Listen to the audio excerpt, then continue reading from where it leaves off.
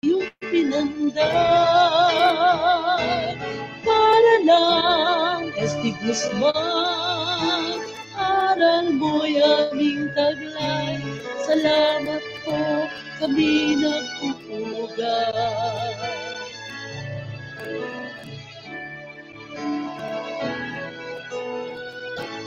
Para lang aming minamahal, naging pag-asa, gamit kanlunan, hangad mo sa amin, magandang buhay. Abot na ang tagumpay, para lang Esti Guzman, tugad ng karangalan, karunungan, sa aming iyong pinanday. Para lang Esti Guzman, aral mo'y aming taglay. Salamat po, kami nagpupugay. Salamat po, kami nagpupugay. Salamat po, kami nagpupugay.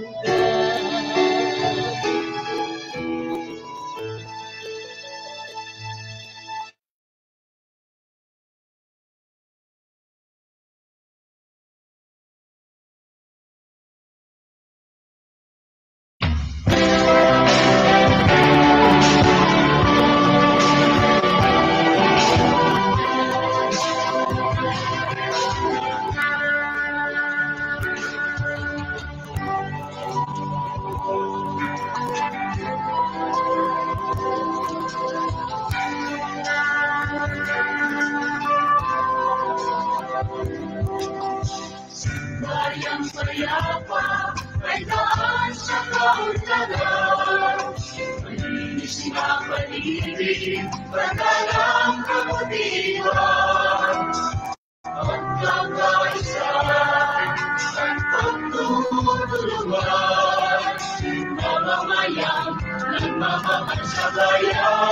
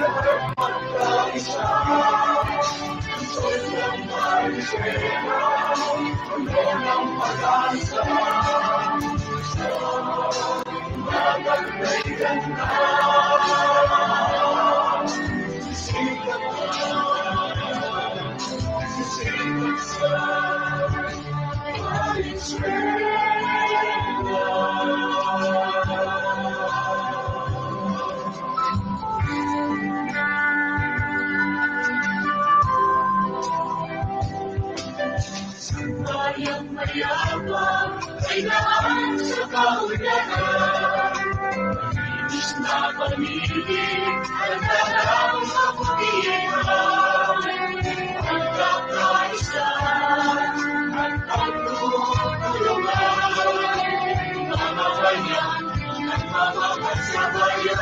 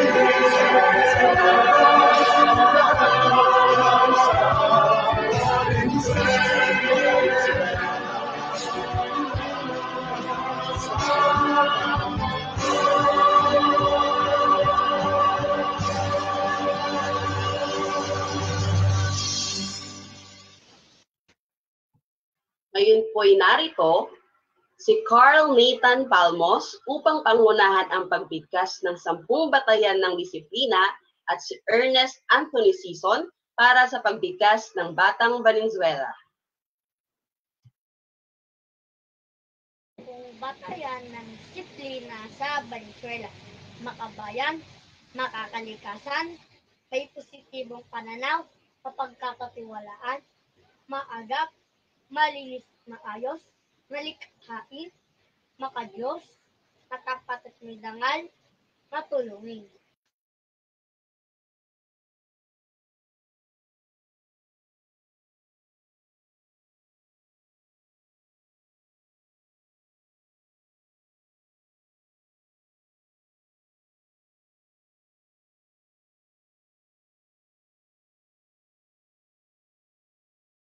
Ang Batang Valenzuela ay may disiplina, marunong, mabait, pasipag at malusog.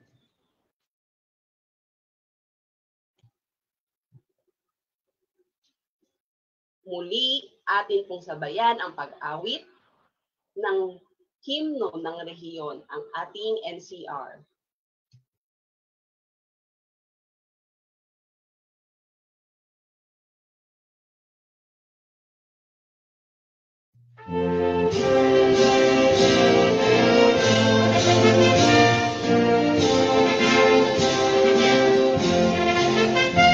Bayang mahal nating lahat, tampok ng NCR. Pusod nitong ating bansa, dulot kaunlaran. Taas nitong wagayway, ang bandilang NCR. Karunungan at katarungan sa bansa'y itanghal. Mga lungsod ng NCR, sa puso ko'y dangal. Ang adhikais sulong ka, ang tanging NCR. NCR, NCR, dangal nitong bayan. NCR, NCR, dangal nitong bayan. Mga lungsod ng NCR, sa puso ko'y dangal. Ang adhikais sulong ka, ang tanging NCR. NCR, NCR, dangal nitong bayan. NCR, NCR, dangal nitong bayan.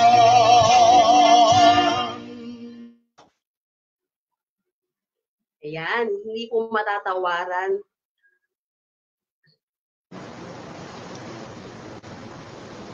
Schoolmates, let us recite the DepEd mission to protect and promote the right of every Filipino to quality, equitable, culture-based, and complete basic education, where students learn in a child-friendly, gender-sensitive, safe, and motivating environment. Teachers facilitate learning and constantly nurture every learner. Administrators and staff, as stewards of the institution, ensure an enabling and supportive environment for effective learning to happen. Family, community, and other stakeholders are actively engaged and share responsibility for developing lifelong learners.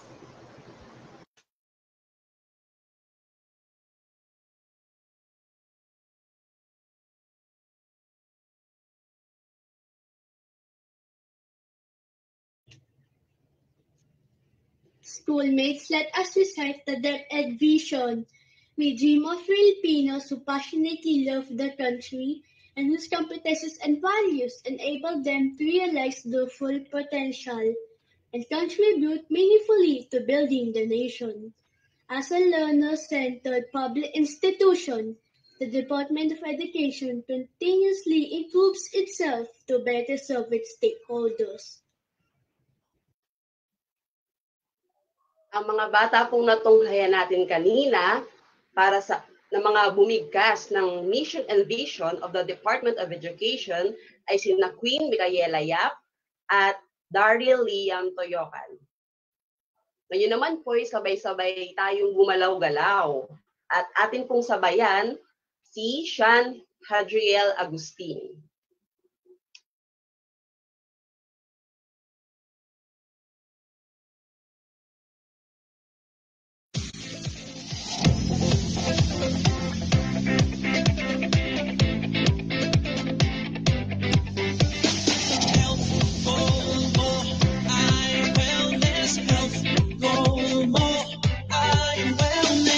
Pagkain mo ba'y tama?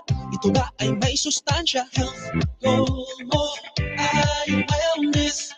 Balance what you eat, malunggay, rice, and meat. Health goal mo ay wellness. Start our health goals. Eat healthy, dapat pagkain na sapat. Sabay-sabay kumain ang lahat. Huwag magpapabuhaw, tayo ng umalaw. Tara na sumayaw.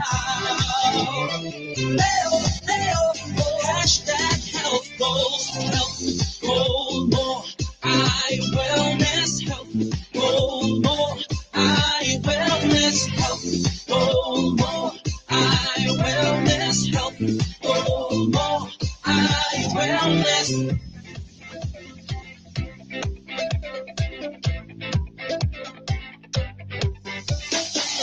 Come on, treat our bodies good. Time to give them healthy food. Drink water like you should. Keep moving, yeah, we feeling good. Start our health goals. Eat healthy, dapat pagkain na sapat. Sabay-sabay kumain ang lahat. Huwag magpapakuhaw, tayo nang gumalaw. Tara na sumayaw. Health goal mo ay wellness. Health goal mo ay wellness. Health goal mo ay wellness. Balance what you eat, malunggay, rice, and meat. Health goal mo ay wellness. Health goal mo ay wellness. Health goal mo ay wellness. Health goal mo ay wellness.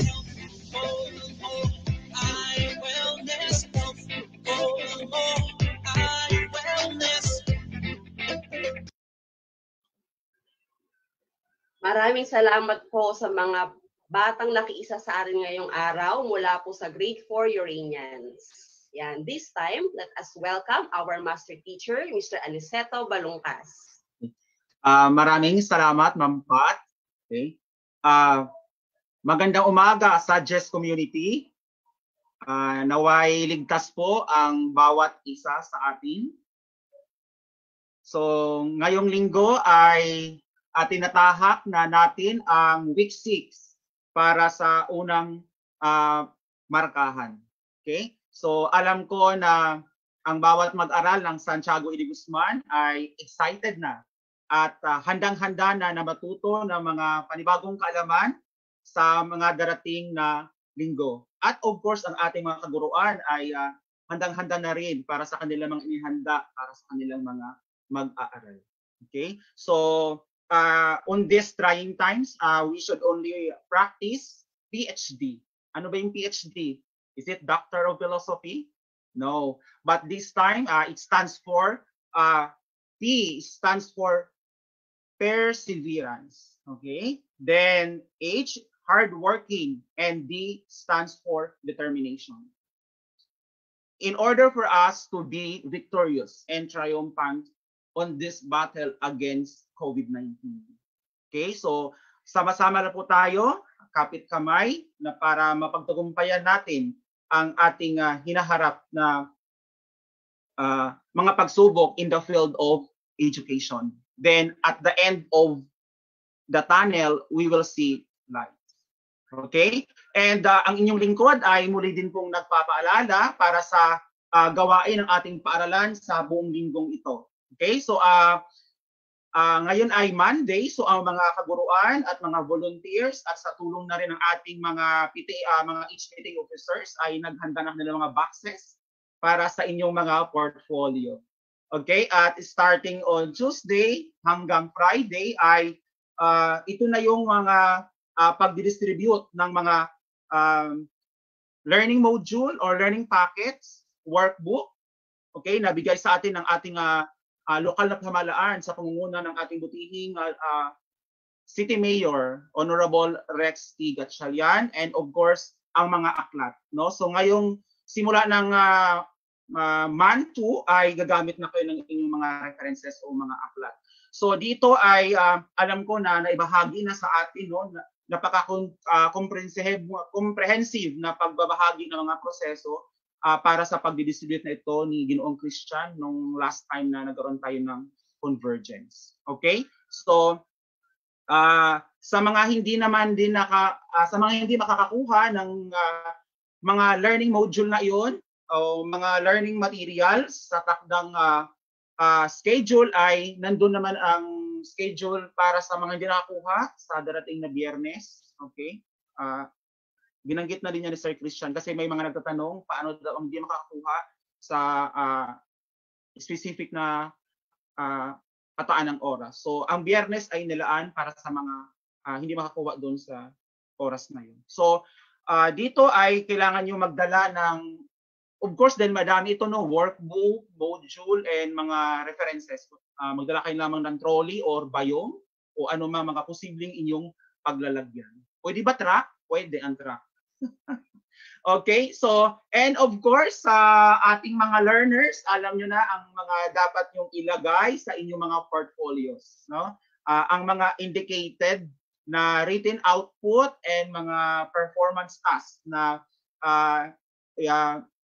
pinagawa sa inyo ng mga guro. Okay, so dito kung hindi naman din tapos pa ang mga gawain, no, huwag kayong ma-stress, no, as long as ma-submit natin ito within the quarter period. Okay, kaya nga ang ating Office of the Undersecretary of the Department of Education, no, ay naglabas na sila ng memo noong October 30, 2020 na extended po ang ating first quarter until December 12. Dahil sa last po na memo ay hanggang November 28, but ito po extended until December 12, 2020.